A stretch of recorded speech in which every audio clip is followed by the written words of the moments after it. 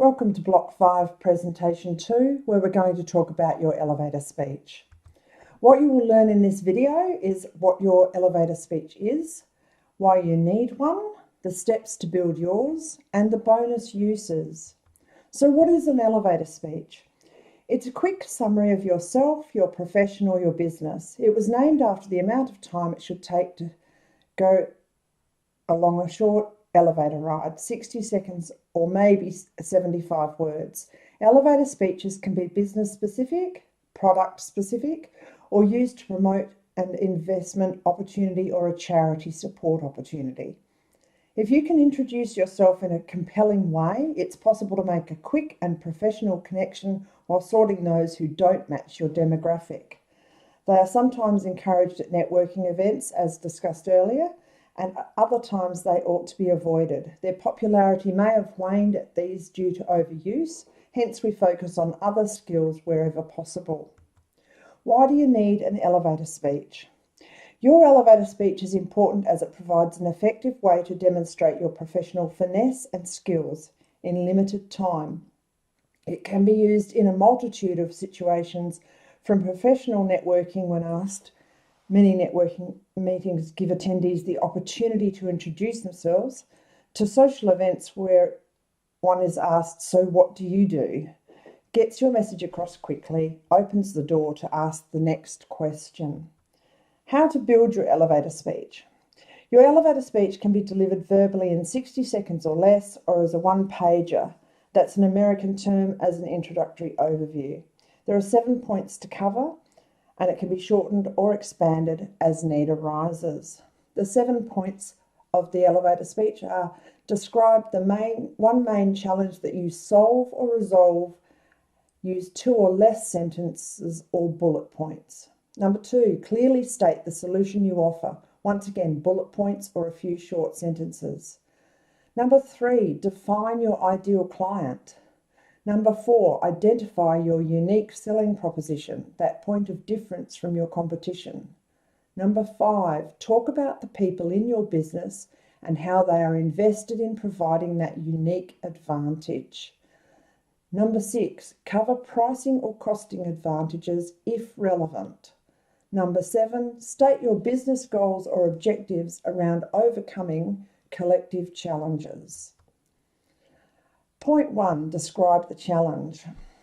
Business is based on solving problems for clients. They don't need to be huge challenges. Airbnb saw a gap in the market and solved it, and there are a million phone apps that solve the simplest of challenges, as simple as AirDrop to shift photos from one device to another. You will describe the challenge you are solving in 1 or 2 sentences or a few bullet points. In the long run, your business may solve other problems, but just focus on one challenge per speech. Point 2, state the solution you offer. Identify the challenge first, then describe the solution. All too often people are so excited about their product or service that they dive into it without realizing they are talking to someone who does not have or care about the challenge their offer resolves. Avoid doing this by making sure your audience has the challenge first before you state your solution. Once the challenge is clearly stated, you can then describe your solution. A clear statement of challenge will help you define your solution around solving that one issue and help you avoid covering multiple potential problems. Hone your solution description down to as few words as possible. Once again, a few sentences or bullet points, clear and concise. Point 3, define your ideal client. Consider carefully who in the marketplace has the problem or challenge you are addressing. Next in your speech, you will define that ideal client. Define the demographics of that ideal client briefly. We know you want to sell to everyone, but honing the description, you will bring to mind in your audience just 1 or 2 perfect people. Too broad a description and it gets too hard to remember and they will dismiss the idea altogether. Your demographics may include financials if there are other solutions out there, but remain focused on your solution. Point 4, identify your USP. What is your unique selling point? How is your solution better? Is it faster, cheaper, or is there some other benefit? Why would your ideal client customer choose to your solution over some other. Describing your USP ensures your potential customers will choose your offer. Let's address the elephant in the room. Every business has potential competition.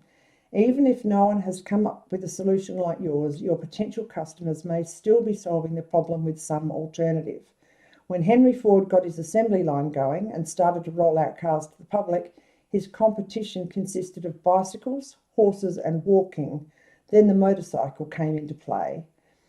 Your perceived competition may come in various forms, so you do need to consider these. However, your focus must remain on the advantages your product or service offers. Stand out from the crowd in a positive way, promote the benefits, avoid duplicating their promotions, and never put them down. Point 5, share your team's vision. It often takes a team to build a business. Include that terminology if relevant. Talk about why you and your business partners are the right people to execute your vision, why your team's skills are precisely what is needed to lead your business to success. Some say that the leadership team is more important than the concept, and this is often true. No matter how great or unique your solution is, if you don't have the right people on board, you won't be able to see it to fruition. It's okay to be a one woman or man concern. Just understand that you have gaps in your management and that you need to hire the right people. Knowing what your team is missing and recognising that you need to find the right talent to fill the gaps is important for any entrepreneur. Point 6, include financial references. Make sure you understand your business model in advance so that you can answer questions from the right people. But for this, you should need to know who it is that pays your bills and what kinds of expenses you will have.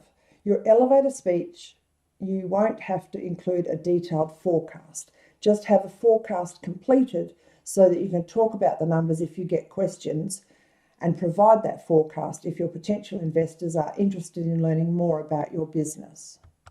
Point 7, talk about goals and schedules and dates. Talk about those goals and when you plan to achieve them. If you have already accomplished significant milestones, you should mention those. For example, if you have developed a new technical device, potential investors will want to know where you are in the testing process, what steps have been accomplished, and what's the project schedule for product release.